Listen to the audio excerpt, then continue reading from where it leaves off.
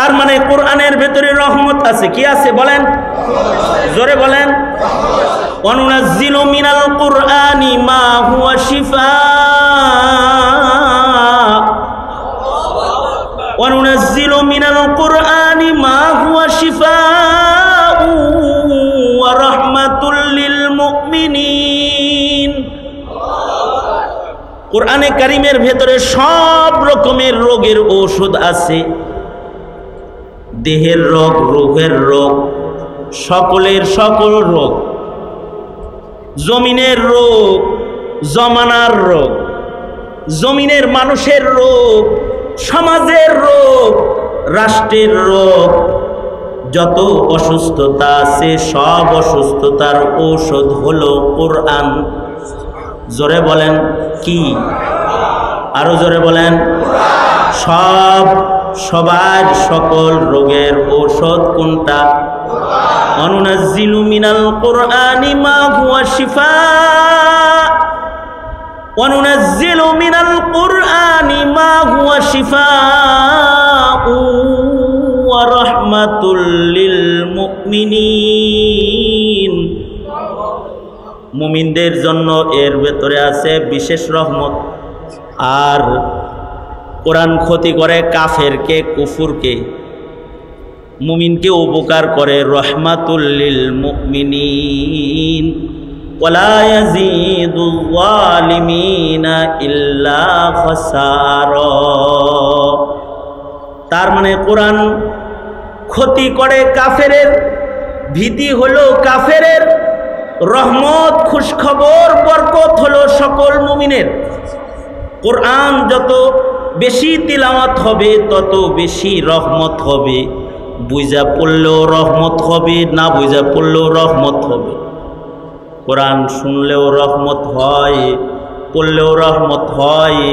যারা কোরআন পড়ে তারা দামি হয়, যারা কোরআন শুনে তারাও দামি হয়।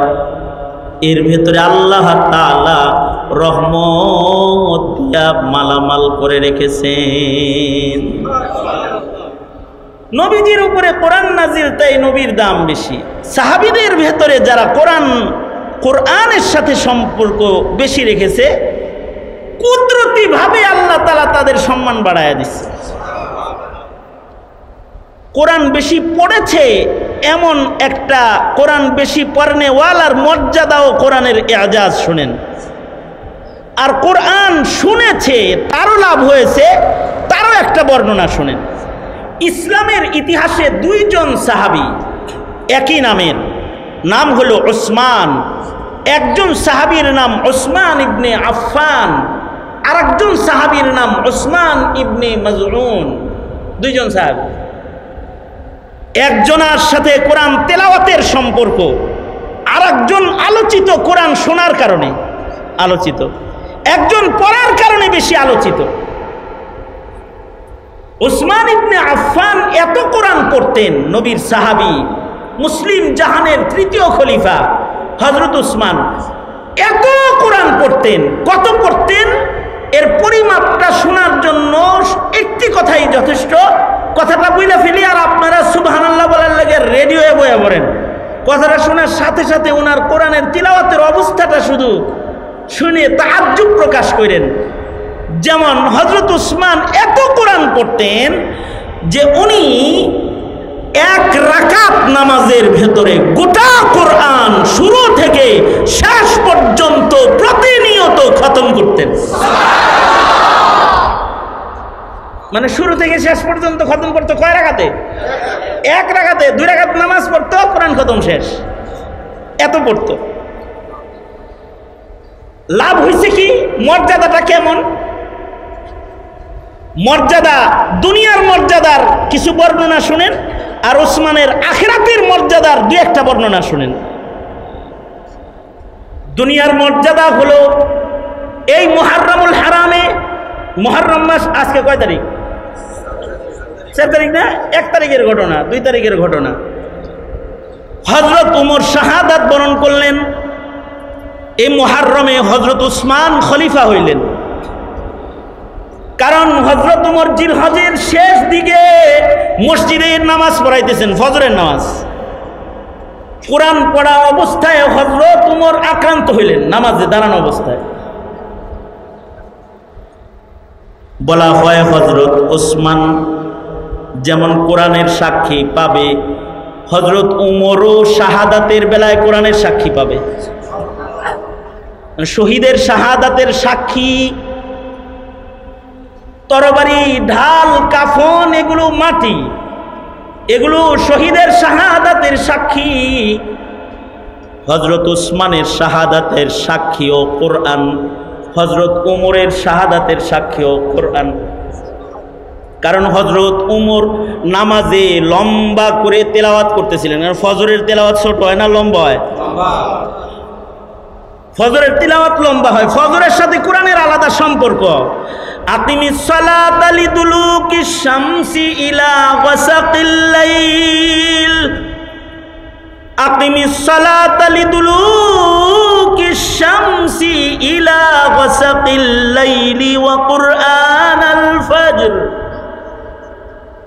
আকিমিস সালাতা লিদুলুকিশ শামসি ইলা গাসাকিল লাইলি ওয়া কুরআনাল ফাজর। কুরআনাল ফাজর, ফজরের কোরআন, আল্লাহর নির্দেশ ফজরে কোরআন পড়ার। কোরআনের সাথে ফজর নামাজের সাথে সবচেয়ে বেশি খাতির। তাহলে হযরত ওমর ফজরের নামাজের ইমামতি করতেছে,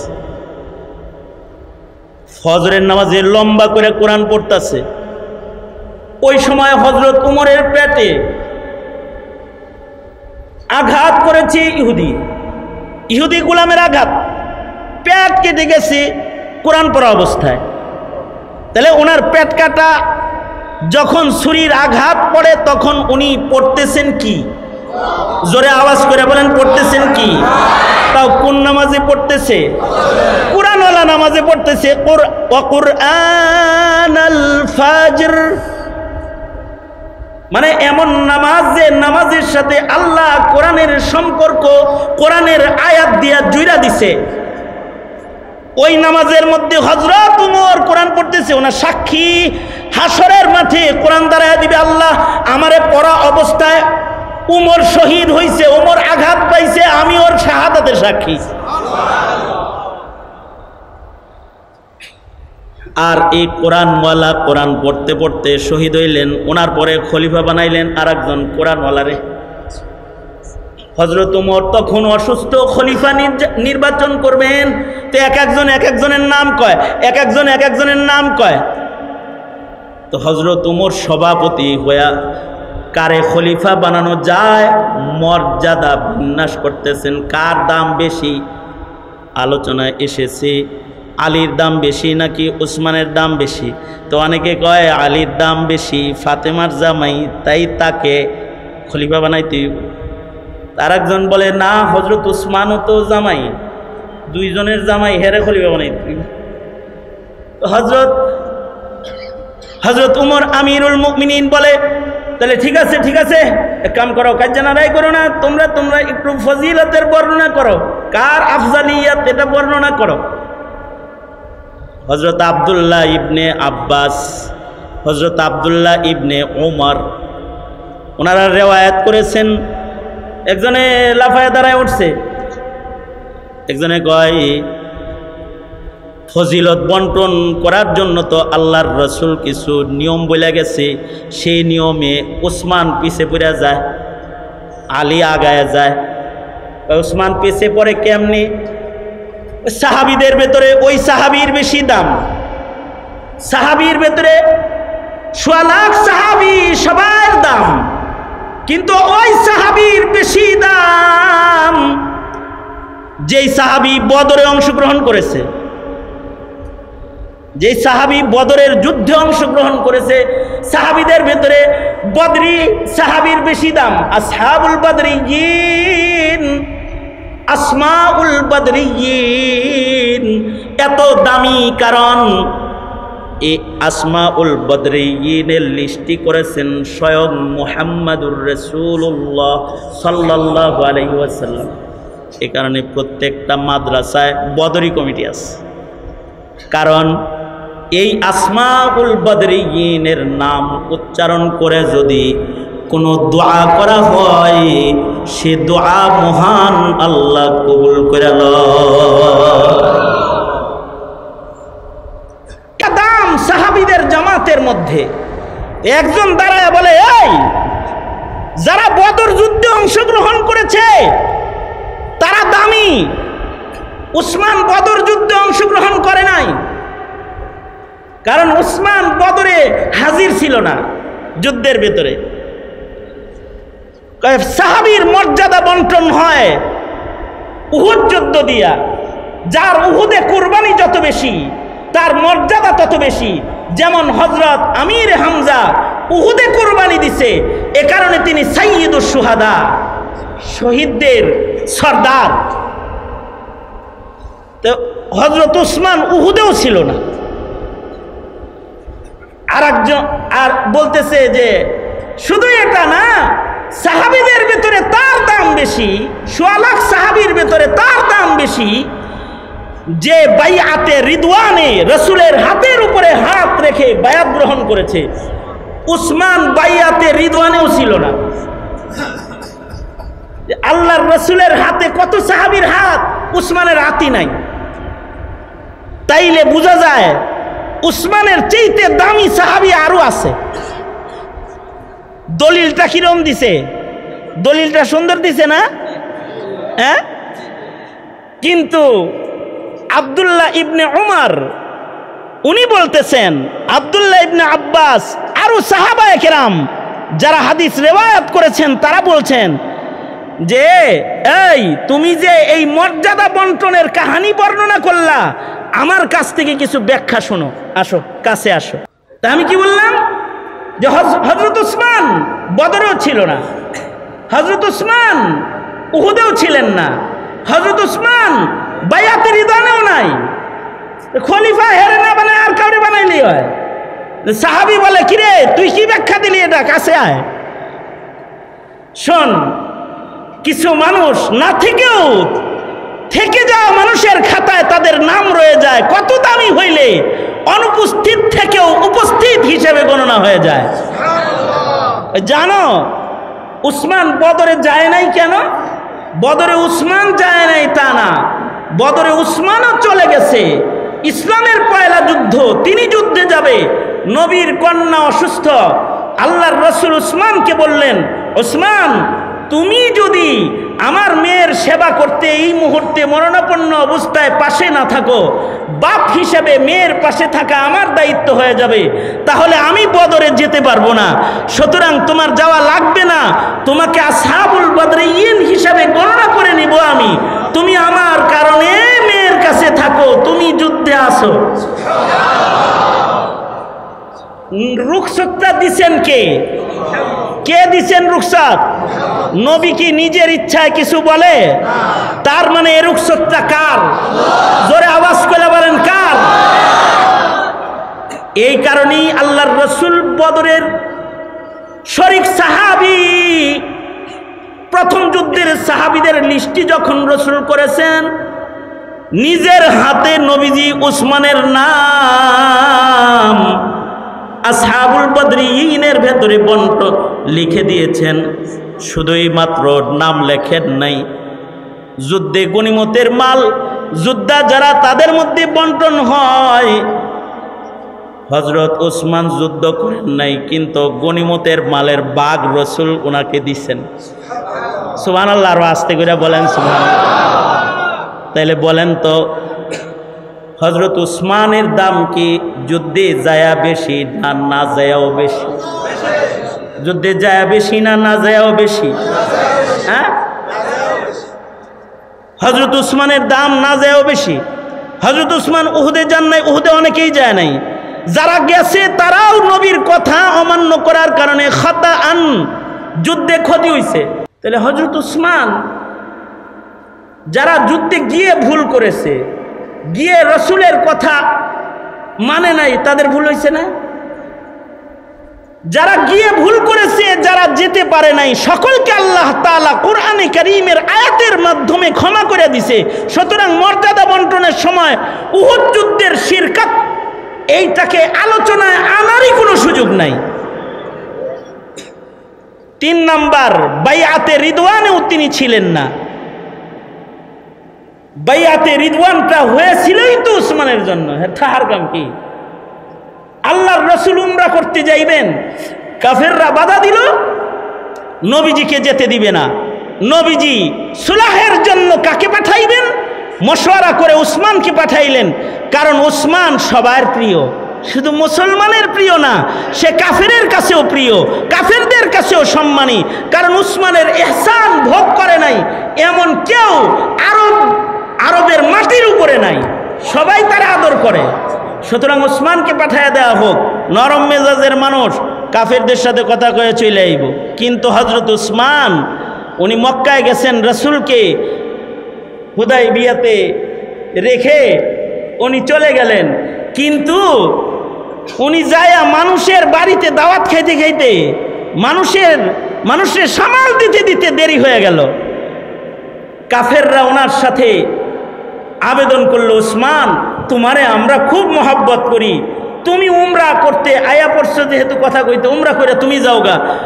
মুহাম্মদুর রাসূলুল্লাহ সাল্লাল্লাহু আলাইহি সাল্লামকে আমরা উমরা করতে দিব না, কারণ তিনি আসলে সারা দুনিয়া জানবে যে আমরা তার কাছে পরাজয় বরণ করছি, এই কামটা হইতে দিব না। হযরত উসমান সেখানে দাঁড়ায় বললেন, যেই কাবা মুহাম্মদুর রাসূলুল্লাহ তওয়াফ করতে পারে না, ওই কাবা আমি উসমান একা তওয়াফ করব না, চলে গেলাম। এই যে হযরত উসমান ফেরত গেলেন, যাইতে যাইতে দেরি, শয়তানে খবর ছড়ায় দিছে উসমানকে মেরে ফেলেছে কাফেররা, কতিলা উসমান শহীদ হয়ে গেছে। উসমানের এত দাম যে আল্লাহর রাসূল সাথে সাথে বাইআতে রিদওয়ানের জন্য হাত পেতে দিয়ে বললেন, আমি উসমানের রক্তের বদলা গ্রহণ করব। কারা কারা আছো আমার সাথে যুদ্ধে যাবে, আমার হাতে হাত রাখো। আল্লাহর রাসূল বাইআতের হাত পাতলেন। সাহাবায়ে কেরাম বাইআতে রিদওয়ানে আল্লাহর রাসূলের হাতের উপরে হাত রাখলো। কিছু বলবেন? হ্যাঁ, আল্লাহর রাসূলের হাতের উপরে হাত রাখলো। একদিকে নবীজির ডান হাতের উপরে আছে সাহাবায়ে কেরামের হাত, যারা বাইআতে রিদওয়ানে আল্লাহর নবীর কাছে বায়াত হইতেছে উসমানের জন্য। উসমান কিন্তু এখানে নাই, কিন্তু আল্লাহর রাসূল বাম হাত উঁচু করে বললেন, এই যে আমার এই বাম হাতটা উসমানের হাত, এই হাতটা তোমাদের সাথে এই বাইআতে উসমানের পক্ষ থেকে আমি রাখলাম। উসমানকে আল্লাহ তাআলা এত পছন্দ করে, সাথে সাথে আল্লাহ তাআলা বললেন, রাসূল গো, আপনি যেহেতু আপনার বাম হাতটা উসমানরে দিয়ে দিছেন, আমি আল্লাহ উসমানের হাতের উপরে হাত রাখে সবার সাথে শামিল হয়ে গেলাম। জিবরাইল এসে বলে, তাকায় দেখেন রাসূল, ইয়াদুল্লাহ ফাওকা আইদিহিম, সবার হাতের উপরে আরেকটা হাতও এই বাইআতে আছে। ওই হাত ইয়াদুল্লাহ, ওইটা আসমানের মালিক মহান আল্লাহর হাত। উসমান বাইআতে নাই, কিন্তু উসমানের হাত আছে, আর উসমানের হাতের উপরে আল্লাহর হাত আছে। হযরত ওমর এগুলো শোনার পরে বলে, কোনো কথা নাই, খলিফাতুল মুসলিমিন উসমান হবে। এবং এই খেলাফত যেদিন ওনার শেষ হয়ে যাইতেছে, ওনার কোরআন প্রেমের কারণে ওনার মৃত্যুর সময় আল্লাহ কোরআনকে সাক্ষী বানায় দিলেন শাহাদাতের। দুশমনরা এসে ওনার গর্দানে ছুরি বসাইল, আর রক্তের ফুটা গড়ায়া কোরআন শরীফের পাতার উপরে পড়ল, তখনও তিনি বাতি জ্বালায়া রাতে কোরআন পড়তেছিলেন। বমাহশরগর খুদা পুরসদ, বমাহশরগর খুদা পুরসদ, বগুয়ম দর জওয়াবে উ শহীদে খঞ্জরে ইশকা, জওয়াবে উ কাফনদারাত, শহীদে খঞ্জরে ইশকা, জওয়াবে উ কাফনদারাত। হাসরের মাঠে আল্লাহর রক্তমাখা শহীদ গুলারে জিজ্ঞেস করবে, এই তোরা কারা রক্তে মাখা অবস্থায় হাসরে আমার আদালতে দাঁড়াইছস, তোরা কারা? এই প্রশ্ন যখন হবে তখন শহীদগুলা তাদের মুখে কথা বলতে হবে না, তাদের গায়ের রক্তমাখা জামা কথা বলতে থাকবে। আল্লাহ, এই লোক রক্তমাখা দাঁড়াইছে, সে শহীদ, তার হাতের খঞ্জর কথা বলতে থাকবে। আল্লাহ, এটা সুহাদাদের দলের লোক। তার তরবারি, তার ঢাল, তার তীর কথা বলবে, এটা শহীদ। ইজমায়ে উম্মা, উম্মতের ইজমা, উলামারা বলেন উসমান যেদিন রক্তমাখা অবস্থায় আল্লাহর আদালতে দাঁড়াবে, সেদিন হযরত উসমানের পক্ষে ঢাল তরবারি না, যে কোরআনের পরে উসমানের রক্তের ফোঁটা পড়েছে, এ কোরআন নিজে আল্লাহর আদালতে দাঁড়ায় কথা বলবে আর বলবে, আল্লাহ, এ তো উসমান আমাকে সবচেয়ে বেশি তিলাওয়াতকারী, আমি কোরআন নিজে সাক্ষী দিতেছি উসমান শহীদ। কারণ ময়দানে মাহশারে কোরআন ও শাফাআতকারী হবে। তাহলে কোরআন বেশি পড়লে লাভ না লস? আপনারা, আমরা আমাদের সন্তানদেরকে আজ থেকে আগের তুলনায় কোরআন কম পড়াবো না বেশি পড়বো? বেশি পড়াবো। জোরে আওয়াজ করে বলেন। তাইলে কোরআন পড়তে হলে কোরআন পড়ার আয়োজন এইরকম হাফেজের দরকার নাই? কারণ কোরআন বিশুদ্ধ পড়া, শুনলেও লাভ আছে, পড়লেও হরফে হরফে নেক, শুনলেও হরফে হরফে নেক, আর শুনলেও হিদায়াতের নূর কলবের ভেতরে ঢুকে। ওয়াইদা তুলিয়াত আলাইহিম আয়াতুহু যাদাতহুম ঈমানা, শুধু কলবে ঈমান বাড়ে কোরআন শুনলে তা না, কারোর হৃদয়ে যদি কুফর থাকে, কোরআন শুনলে তার কুফরি ঝরে ঈমান হৃদয়ে প্রবেশ করে, ঈমান হৃদয়ে প্রবেশ করে কোরআন শুনলে। এইটার উপমা হিসেবে আরেকটা উসমানের কথা শোনেন। সে উসমানের নাম হলো উসমান ইবনে মাজউন রাদিয়াল্লাহু আনহু। এই উসমানও পৃথিবীর ইতিহাসের আলোচিত উসমান। কারণ হলো এই উসমানকে দিয়া পৃথিবীর সবচেয়ে দামি গুরুস্থানটা উদ্বোধন করা হয়েছে, যে গুরুস্থানের নাম জান্নাতুল বাকি। বাকি গুরুস্থানের মাইয়িত যারা, তাদের কবরের আযাব মাফ, কারণ তারা নবীজির পাশের কবরে ঘুমায় রয়েছে। আল্লাহু আকবার কাবীরা। মদিনার মাটিতে কোনো আগুন জ্বালায় হাবিবুল্লাহকে আল্লাহ তাআলা কষ্ট দিবেন। আর এই জান্নাতুল বাকি গুরুস্থানের পয়লা মাইয়িত হলো একজন উসমান। আউয়ালু মান মাতা বাদাল হিজরা, আউয়ালু মান মাতা বাদাল হিজরা ওয়া দুফিনা ফিল বাকি, আউয়ালু মান মাতা বাদাল হিজরা ওয়া দুফিনা ফিল বাকি। হিজরতের পরে সর্বপ্রথম মদিনায় যিনি ইন্তেকাল করেছে তার নাম হলো উসমান ইবনে মাজউন। এবং এই সেই মাইয়িত যাকে দিয়ে আল্লাহর রাসূল জান্নাতুল বাকি কবরস্থান উদ্বোধন করেছে।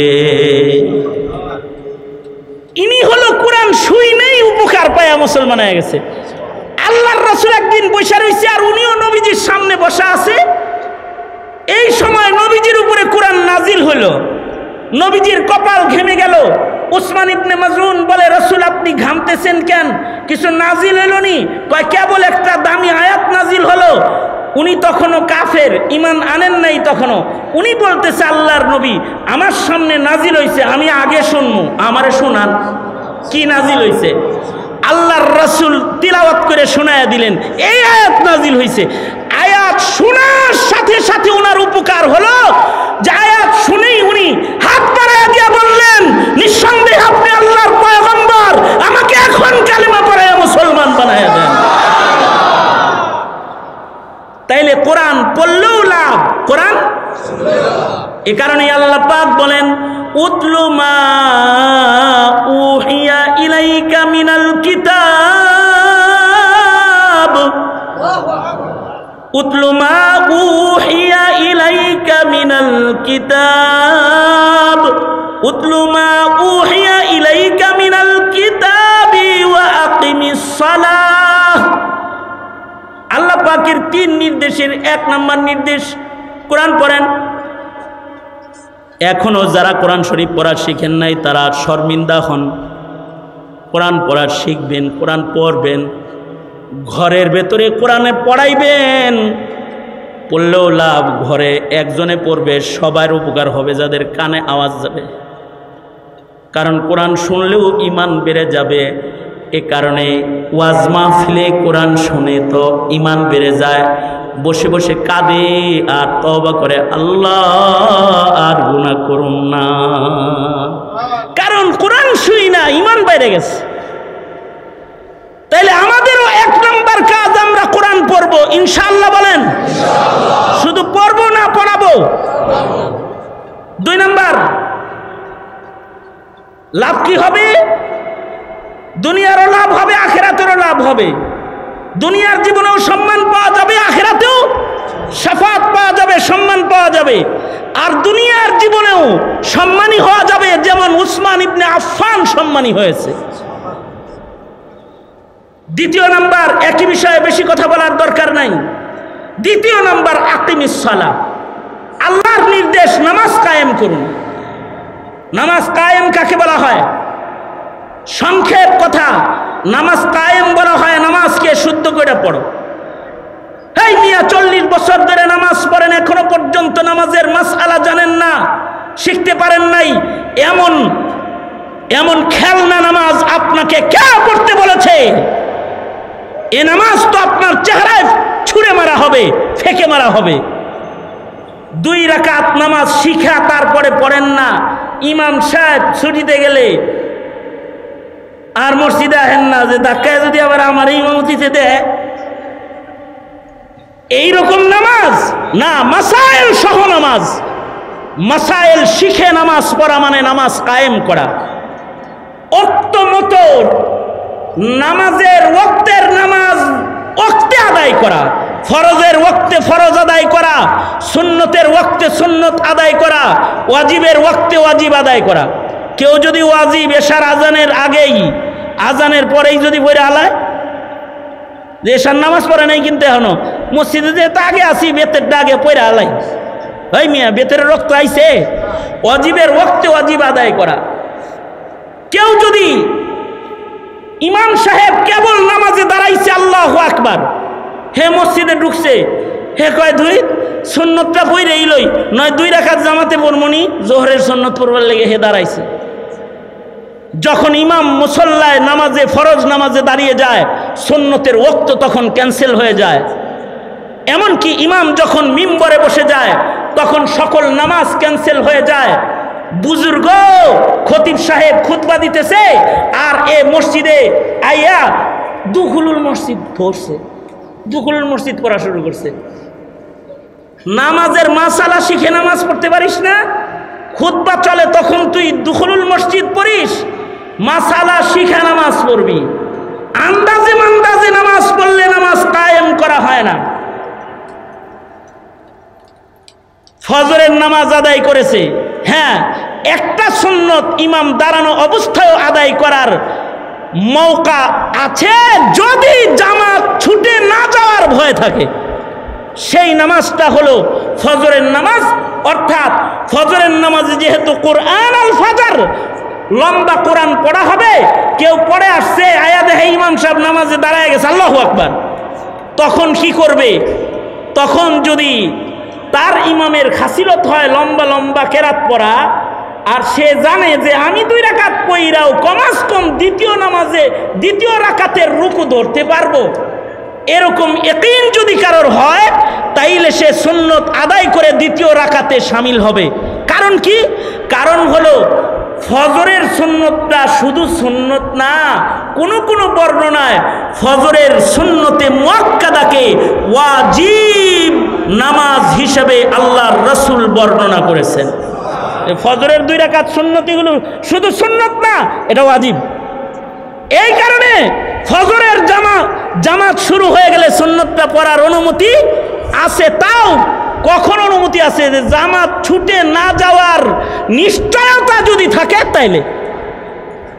আচ্ছা, এবার নিশ্চয়তা নাই, তাই সুন্নত বাদ দিয়েই ফজরের নামাজটা পড়ে ফেলাইছে, কিন্তু ঘড়ির কাঁটা দেখে যে এখনো পর্যন্ত সূর্য উদয় হতে 25 মিনিট বাকি আছে।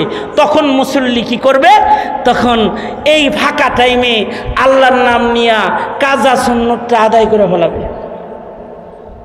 কি বয়ে রয়েছেন কে? কোন হবে? কারণ কি, আসর থেকে মাগরিবের মাঝখানে যেমন কোনো নামাজ নাই, ফজরের জামাত থেকে শুরু করে সূর্য উদয় পর্যন্ত কোনো নামাজ নাই। যদি কেউ নামাজ পড়ে তার নামাজে কোনো সওয়াব হবে না, কারণ ওর নামাজটা নবীর তরিকায় মাসাইল মতো পড়ে না, ওটা ইকামতে সালাত হয় নাই। তার মানে হলো নামাজকে ওক্ত মতো আদায় করা। ইন্নাস সালাতা কানাত আলাল মুমিনিন, ইন্নাস সালাতা কানাত আলাল মুমিনিনা কিতাবাম মাওকুতা। শুধুই মাত্র ওক্ত মতো না, নামাজ মসজিদে এসে পড়া। মসজিদ কেন দরকার? মসজিদে এসে নামাজ না পড়লে কোনো ফকিহ বলে নামাজ হয় না। জামাতের এত গুরুত্ব, কেউ যদি জামাতের নামাজ না পড়ে তার নামাজই হয় না, কেউ বলে। আর ফজিলত তো এত যে নামাজের জায়গায় এসে নামাজ পড়লে 27 গুণ, মুসাল্লা যায় সুজুদ মসজিদ, এখানে এসে কেউ নামাজ পড়লে 27 গুণ বেশি সওয়াব। কেউ যদি নামাজ মসজিদে না পড়ে, আল্লাহর রাসূল কয় আমার মনটা চায় তার ঘরবাড়ি শুদ্ধ জ্বালায়া দেই। আল্লাহর রাসূলের কাছে এক সাহাবী এসে বলে, ওগো আল্লাহর নবী, আমি ঘরে নামাজ পড়ার অনুমতি চাই, কারণ আমার বাড়ি এমন জায়গায় যেখানে বৃষ্টি হলে রাস্তার ভিতরে পানি জমে যায়, আমি পানি ভাঙ্গা আসতে পারি না, আমি বাড়িতে নামাজ পড়ার ইজাজত চাই, আমি বৃদ্ধ মাজুর। আল্লাহর রাসূল বললেন, ঠিক আছে যাও, আমি আসব। উপস্থিত নবী ঘরে পড়ার ইজাজত মাজুর লোকটাকেও দিতেছে না। নবীজি নিজে তার বাড়িতে গেলেন, সাহাবায়ে কেরামদেরকে নিয়ে যায় বসে আরামে নবীজি তার সাথে কথা বলতেছেন, সময় কাটাইতেছেন। এদিক দিয়ে নামাজের ওয়াক্ত হয়ে গেল। এবার রাসূলে আরবি মসজিদে নববীর দিকে তাড়াহুড়া করে যায় না। আল্লাহর রাসূল সাথের সাহাবীকে বললেন, সাহাবী এখানে আজান দাও। সাহাবী আজান দিয়ে দিল। আল্লাহর রাসূল নিজে এই মাজুর সাহাবীর বাড়িতে ইমাম হয়ে দাঁড়ায় গেলেন সবাই নিয়ে। নবীজি নিজে তার বাড়িতে দাঁড়ায় নামাজ পড়লেন। তার মানে জমানার পয়গম্বর যদি কোথাও নামাজ পড়ে ওটা সিজদার জায়গা হয়ে যায়। আল্লাহর রাসূল নিজে নামাজের ইমামতি করে এবার সাহাবীকে বললেন, যাইবা আমার পিছে নামাজ পড়ার লেগা। কখনো যদি বৃষ্টি হয়ে যায় তাহলে সেখানে দাঁড়ায়া আমি নামাজ পড়া গেলাম, এটা মসজিদ, এখানে নামাজ ওজরের কারণে পড়বা, মহান আল্লাহ তোমাকে 27 গুণ দিবে। তার মানে নামাজকে জায়গা মতো যায় আদায় করা, নামাজকে কাইফিয়াতে সালাত সুন্নত মাফিক আদায় করা, নিজে নামাজ পড়া অপরকে বাধ্য করা, এই সব কিছুকে বলা হয় ইকামতে সালাত। যারা ইকামতে সালাত করবে তাদেরকে আল্লাহ তাআলা ইন্নাস সালাতা তানহা আনিল ফাহশাই ওয়াল মুনকার, সকল প্রকারের ফাহেশা ও মুনকার কাজ থেকে তার নামাজ তাকে বাঁচায় রাখবে। আমাদের সমাজের ছোট ছোট বাচ্চারাও গাঞ্জুটি, মদারু আর জেনাকার আর পাপাচার হয়ে যাচ্ছে। এমনকি নাস্তিক, মুরতাদ, বেঈমান মুসলমানের ঘরের ভেতর জন্মগ্রহণ করতেছে। অপরাধ হলো তারকে সালাত, নামাজ বর্জন করার কারণে অপরাধ রাজ্যের রাজায় পরিণত হইতেছে নামাজ ছাড়ার কারণে। এ কারণে আল্লাহর নির্দেশ, ওয়া আকিমিস সালাহ, নামাজকে মজাদার বানাইতে চাও, জিকির বেশি করো, দিল সাফ হবে, নামাজে মজা আসবে, ইবাদতেও মজা আসবে। এই তিন ইবাদত মুখতাসারে আপনাদের কাছে বললাম, নির্দেশ আল্লাহ পাকের, তিলাওয়াতুল কোরআন, ইকামতে সালাত আর কাসরাতে জিকরুল্লাহ যদি কেউ করে তাহলে আশা করা যায় তার আমলগুলো ভালো হয়ে যাবে। ভালো হইলে লাভ কি হবে? আল্লাহু ইয়ালামু মা তাসনাউন, কারণ গুনাহ করলেও আল্লাহ জানে, ধরে ফেলাবে। আর ইবাদত করলে মহান আল্লাহ জান্নাতের পুরস্কার রেখেছে, জান্নাত পাওয়া যাবে। আল্লাহ তাআলা আমাদেরকে তিলাওয়াতুল কোরআন, ইকামতে সালাত ও জিকরুল্লাহর আমল করার তৌফিক দান করুন। আওয়াজ করে জোরে বলেন আমিন। আরো জোরে আওয়াজ করে বলেন আমিন। আল্লাহ আমাদেরকে কবুল মঞ্জুর করুক, আমিন। এখন আমার মুরব্বী জুম্মাপাড়া জামিয়ার নায়েবে মুহতামিম, আমাদের সকল আর মুরব্বী উস্তাজুল আসাতিজা আখেরি দোয়ার মাধ্যমে মজলিস ইতি করবেন। আমি যা বলেছি আমল করেন, দমকা দমকি যা করছি অনলাইন থেকে কাটতে দিয়েন। আর আপনারা যারা দুঃখ পাইছেন মাফ করে দিয়েন, কারণ মাজুর অসুস্থ মানুষ। আর যদি কখনো দেখা না হয় তাহলে আজকের মুলাকাতই শেষ মুলাকাত হয়ে যাবে। আর যদি বেঁচে থাকি তো হায়াত বাকি, মুলাকাত বাকি, মুলাকাত বাকি, নসিহত বাকি। ওয়া আখিরু দাওয়ানা আলহামদুলিল্লাহি রাব্বিল আলামিন। হ্যাঁ, আলহামদুলিল্লাহ ওয়াসসালামু আলা সাইয়্যিদিল মুরসালিন মুহাম্মদ ওয়া আলা আলিহি ওয়া আসহাবিহি আজমাইন। রব্বুল আলামিন মজমাকে কবুল করেন, এই মসজিদকে কবুল করেন। ইয়া আল্লাহ, সাইফুল ভাই আমার মিতা, রব্বুল আলামিন তার মাদ্রাসাটাকে আপনি পরিপূর্ণ মাদ্রাসা হিসেবে কবুল করে নেন। আল্লাহ, সফরের হালতে দোয়া কবুল আপনার বন্ধু বলেছে। আল্লাহ, এই জায়গাটা আপনি মাদ্রাসারে দিয়ে দেন। রব্বুল আলামিন মসজিদের বাকি কাজ সম্পন্ন করে দেন। ইয়া আল্লাহ, আমার মুরব্বী, ইয়া আল্লাহ আমার খাস মুরব্বী, পিতৃতুল্য মুরব্বী, বাপ হারিয়েছি যাদের চেহারা দেখলে বাবার কথা স্মরণ হয় এমন মুরব্বী। ইয়া আল্লাহ, ইউনুস সাহেব হুজুরের নেক হায়াত দান করেন। জুম্মাপাড়া মাদ্রাসার মোহতামিম সাহেব হুজুর, ইয়া আল্লাহ আমার মুরব্বী নেক হায়াত লম্বা করে দেন। আর যত মুরব্বীরা আছে আল্লাহ সব মুরব্বীর হায়াত বাড়াইয়া দেন। আল্লাহ রাব্বুল আলামিন আমাদের আব্বা আম্মারে মাফ করে দেন, আমাদের সন্তানদেরকে কবুল করে দেন। এই মাদ্রাসার যত তলবে ইলম আছে আল্লাহ ওদেরকে জমানার আকাবির বানায় দেন। আল্লাহ, ইয়া আল্লাহ যত ভাইয়েরা বসে বসে তাওয়াজুনকে সারির সাথে গোলামের কথা শুনেছে, ইয়া আল্লাহ তাদেরকে আজরে আজিম দান করেন। সুবহানা রাব্বিকা রব্বিল ইজ্জাতি আম্মা ইয়াসিফুন ওয়া সালামুন আলাল মুরসালিন ওয়ালহামদুলিল্লাহি রাব্বিল আলামিন। আসসালামু আলাইকুম ওয়া রাহমাতুল্লাহ। আলহামদুলিল্লাহি ওয়া কাফা ওয়া সালামুন আলা ইবাদিহিল্লাযীনা ইসতাফা। أما بعد فأعوذ بالله من الشيطان الرجيم. بسم الله الرحمن الرحيم. اتل ما أوحي إليك من الكتاب وأقم الصلاة إن الصلاة تنهى عن الفحشاء والمنكر ولذكر الله أكبر والله يعلم ما تصنعون. وقال النبي صلى الله عليه وسلم لكل شيء سقالة وسقالة القلوب ذكر الله أو كما قال عليه الصلاة والسلام. اللهم صل على محمد وعلى آل محمد كما صليت على إبراهيم وعلى آل إبراهيم إنك حميد مجيد.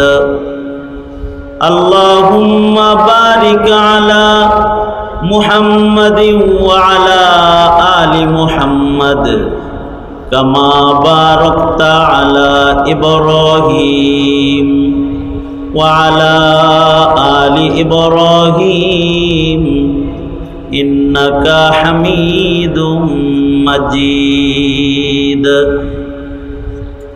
জামিয়াতুস সুন্নাহ বাইতুল আমান মাদ্রাসার আয়োজনে আয়োজিত দস্তারবন্দি মাহফিল এবং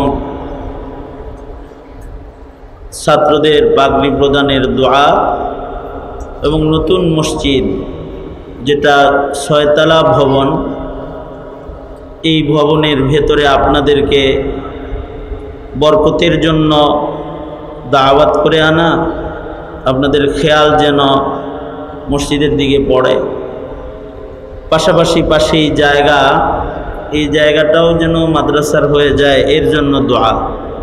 এই সব উপলক্ষ করে আজকের এই মহতি আয়োজনের মোহতারাম সাদার, আমার মুরব্বী, জুম্মাপাড়া জামিয়ার সম্মানিত নায়েবে মুহতামিম হযরতুল আল্লামা ইউনুস সাহেব হুজুর দামাত বরকাতুহুম, উপস্থিত রয়েছেন আশপাশের মাদারিসগুলোর মুহতামিম, নায়েবে মুহতামিম, মুদাররিসিন হযরতগণ, মুহাদ্দিসিনগণ, সম্মুখপানে সমবেত দিন প্রিয়, ইসলাম প্রিয়, দিনদার, ইমানদার মুমিন মুসলমান ভাইয়েরা, পর্দার আড়াল থেকে মাইকের আওয়াজে আলোচনায় শামিল মা বোনেরা, এত সময় পর্যন্ত গুরুত্বপূর্ণ নসিহা আপনাদেরকে আমার শ্রদ্ধাভাজন বড় ভাই, এদেশের ওয়াইজদের সবচেয়ে গ্রহণযোগ্য সংগঠন রাবেতাতুল ওয়াইজিন বাংলাদেশের সম্মানিত সভাপতি, আন্তর্জাতিক মুফাসসিরে কোরআন আল্লামা আব্দুল বাসেত খান দামাত বরকাতুহুম গুরুত্বপূর্ণ নসিহাত আপনাদেরকে করেছেন। সবার শেষে কিছু বলার জন্য আপনাদের সামনে আমি বসেছি মুরব্বীর নির্দেশে। সংক্ষেপে কিছু কথা বলবার এরাদায় 21 নম্বর পাড়ার পয়লা আয়াত আপনাদের সামনে তিলাওয়াত করেছি, হাদিস পেশ করেছি। এইগুলোকে সামনে করে সংক্ষেপে কিছু কথা আপনাদের কানে পৌঁছানোর এরাদা, আল্লাহ তাআলা কিছু উপকারী কথা আপনাদের সামনে উপস্থাপন করার তৌফিক দান করেন। আপনারা দোয়া করুন, বলুন আমিন।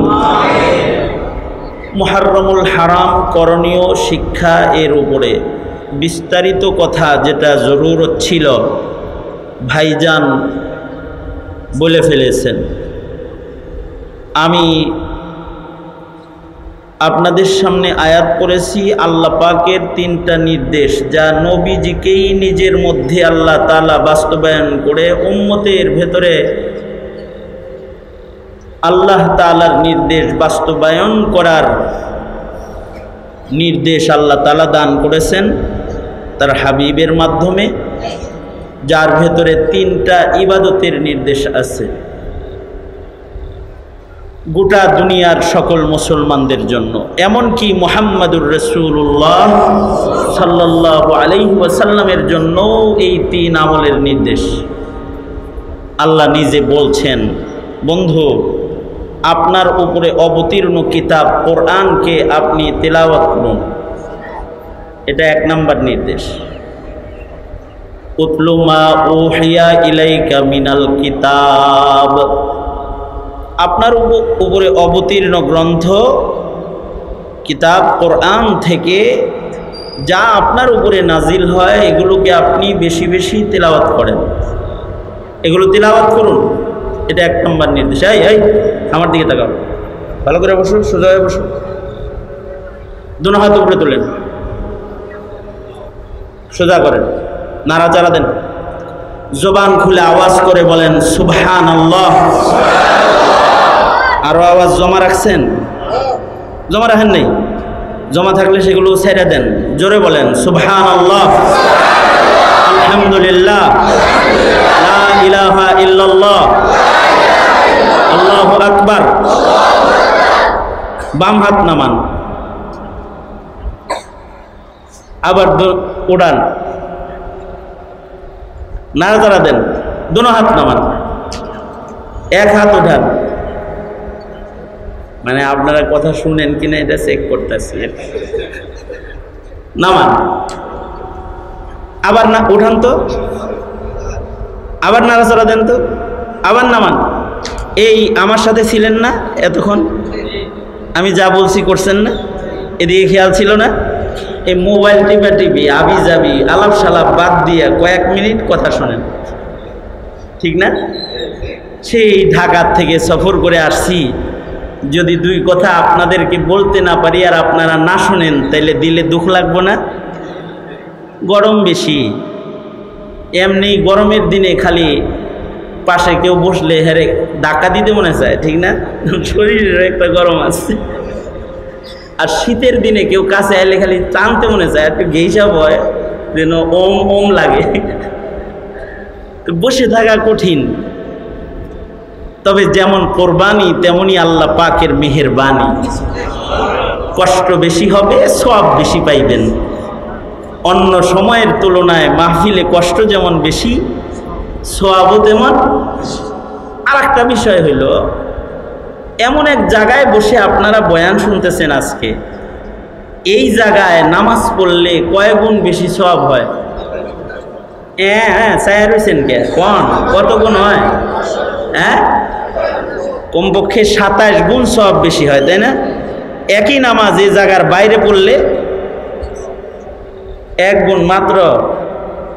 যেই আল্লাহ এখানে নামাজ পড়লে 27 গুণ বেশি সওয়াব দেয়, এই জায়গায় কোরআন পড়লে সওয়াব কি কম দিব না ওইরকমই দেওয়ার কথা? দেওয়ার কথা না, এরকম গুণ বাড়ায়। ওই জায়গায় যদি কেউ বয়ান শুনে বসে তাইলেও তো 27 গুণই দেওয়ার কথা, ঠিক না? যেহেতু ফরজ আদায় করলে 27 গুণ দিব, তাই অন্য ইবাদত কি থুরা থুরা দিব? আল্লাহ তো অত বখিল না। তাইলে আজকের মাহফিলে বসে থাকা আর 27টা মাহফিলে বসে থাকা সমান, ঠিক না? কমপক্ষে এটা। তো এই সওয়াব বেশি আজকের মাহফিলে। তো এই সওয়াব কামাই করার নিয়ত করে বসেন।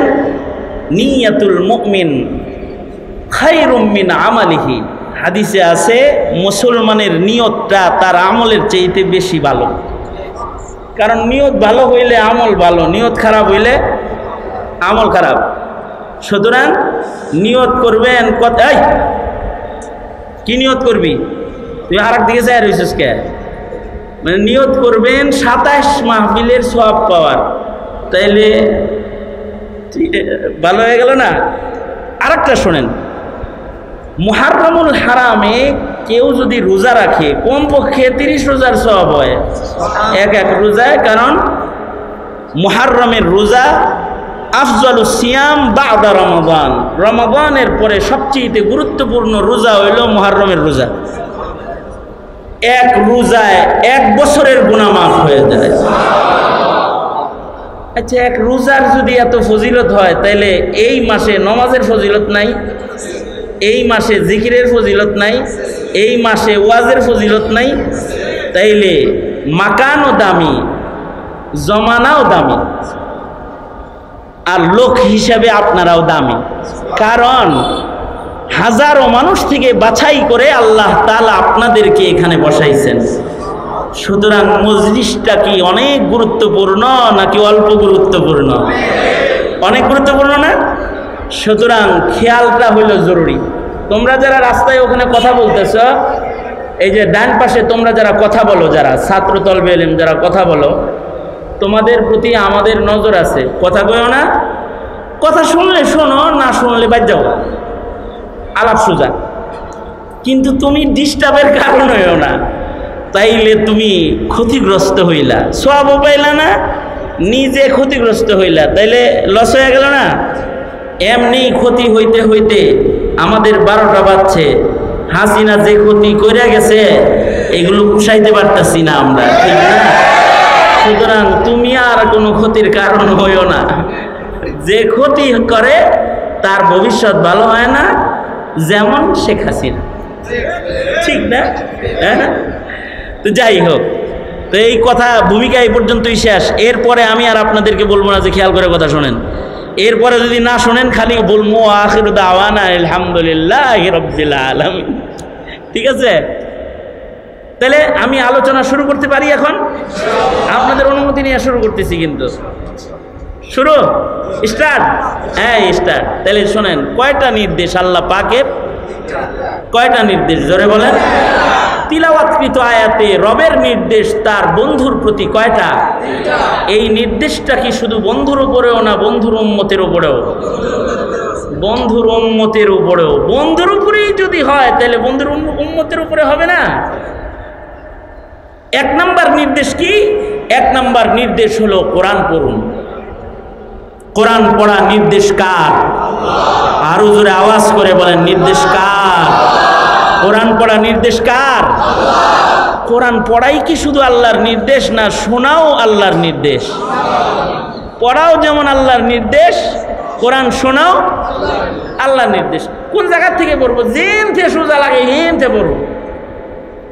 ফাকরাউ মা তায়াসসারা মিনাল কোরআন, যেখান থেকে সোজা লাগে ওখান থেকেই পড়ো। তাও পড়ো। পড়ার নির্দেশটা কার? আল্লাহ। শুধু পড়বে না, যদি কেউ পড়ে তাহলে কয় শোনো, শোনার নির্দেশ কার? যখন কোরআন পড়া হয় ফাসতামিউ লাহ, আল্লাহ পাক বলেন তোমরা কোরআন তেলাওয়াত হইলে এটা সুন্দর করে শোনো, চুপচাপ শোনো, গুরুত্ব সহকারে শোনো। নির্দেশ কার? আল্লাহ। বুঝুক অথবা না বুঝুক, বুঝা পড়লেও সওয়াব, বুঝা শুনলেও সওয়াব, না বুঝা পড়লেও সওয়াব, না বুঝা পড়লেও সওয়াব, না বুঝা শুনলেও সওয়াব। কোরআন পড়া শুনে বুঝার দরকার আছে নাই? কয় নাই। দরকার আছে, কিন্তু যদি না বুঝেও শুনে তাও জোরে বলেন, তাও কি সওয়াব আছে না নাই? শুধুই কি সওয়াব? শুধু সওয়াব না, কিন্তু উপকারও আছে। উপকারটা শুধুমাত্র দুনিয়ার না, জিসমানি না, রুহানি উপকারও আছে। জিসমানি উপকারও আছে, রুহানি উপকারও আছে। এমনকি কোরআন পড়লে শুধু আমাদের উপকার না, এই মাটিরও উপকার। যে মাটিতে বসে কোরআন পড়তেছি, এই মাটিরও উপকার। মাটির নিচে যারা বসে কবর জগতে আছে তাদেরও উপকার। কোরআন পড়লে তাদের কবরের আযাব মাফ হয়ে যায়। এমনকি কোরআন পড়লে পাখিরও উপকার, পশু পাখিরও উপকার, পাহাড় পর্বতেরও উপকার। সবার জন্য আল্লাহ তাআলা কোরআনকে রহমত বানায়া পাঠাইছে।